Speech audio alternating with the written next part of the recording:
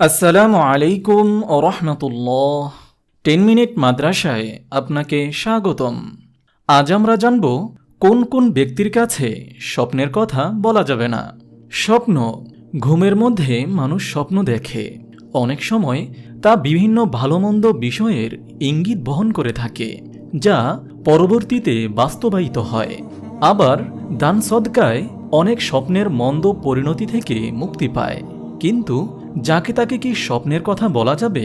এ সম্পর্কে ইসলামের দিক নির্দেশনাই বা কি? না, স্বপ্নের কথা যাকে তাকে বলা যাবে না। যিনি স্বপ্নের তাবির বা ব্যাখ্যা সম্পর্কে জ্ঞান রাখেন কিংবা ভালো জ্ঞানের অধিকারী, তার কাছে স্বপ্নের কথা বলা যাবে। মুমিনের স্বপ্নকে নবুয়তের 46 ভাগের 1 ভাগ বলা হয়েছে। হাদিসে পাকি এসেছে, হযরত আনাস রাদিয়াল্লাহু তাআলা আনহু বর্ণনা করেন, নবীজি সাল্লাল্লাহু আলাইহি ওয়াসাল্লাম বলেছেন, মুমিনের স্বপ্ন নবুয়তের 46 ভাগের 1 ভাগ। বুখারী ও মুসলিম। ঘুমে দেখা স্বপ্ন জ্ঞানী ব্যক্তি ছাড়া সবার সঙ্গে বলাবলি করা ঠিক নয়। কেননা স্বপ্নের ব্যাখ্যার সঠিক ব্যাখ্যা করতে অপারগ হলে এ স্বপ্ন অনেক সময় ক্ষতির কারণ হয়ে দাঁড়ায়। তাই বিশেষ জ্ঞানী ব্যক্তির কাছেই স্বপ্নের কথা বলা উত্তম। এরকম কাউকে না পেলে স্বপ্নের কথা কাউকে না বলে আল্লাহর কাছে ক্ষমা প্রার্থনা ও দান সাদকা করা উত্তম।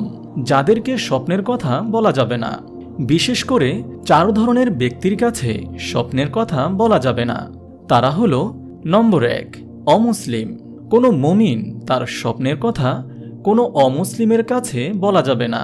তাই আপনার স্বপ্নের কথা মুসলিম পণ্ডিত বা জ্ঞানী ব্যক্তির কাছে ব্যক্ত করুন, যিনি আল্লাহর প্রতি অগাধ আস্থা ও বিশ্বাস রাখেন এবং স্বপ্ন সম্পর্কে বিশেষ জ্ঞান রাখেন।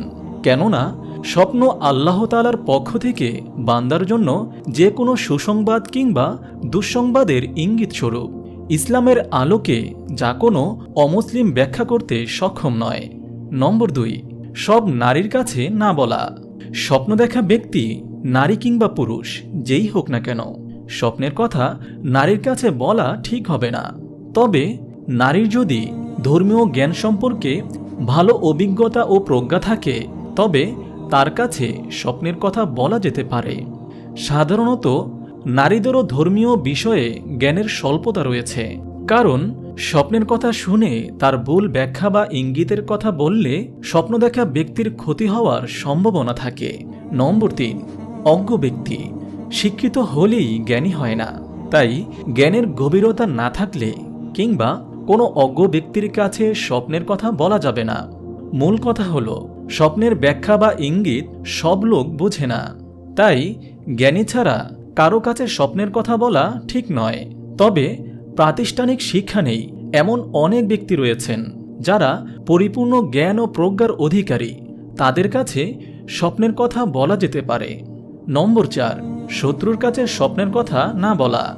ব্যক্তি যত জ্ঞানী হোক না কেন, সে যদি আপনার শত্রু হয়, তবে তার কাছে কখনো স্বপ্নের কথা বলা যাবে না।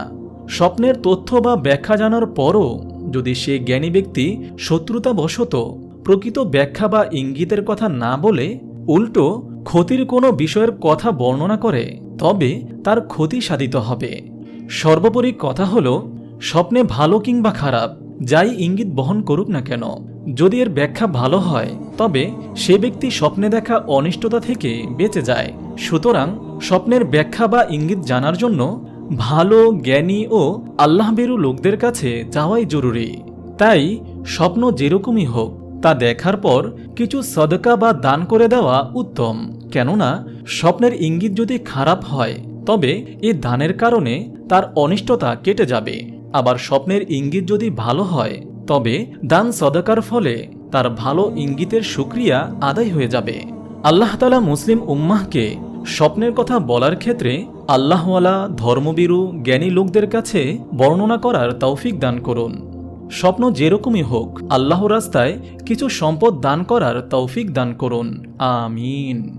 আপনি যদি এরকম ভিডিও আরও পেতে চান, তাহলে এই চ্যানেলটি সাবস্ক্রাইব করে পাশে রাখা বেল আইকনটি অন করে দিন।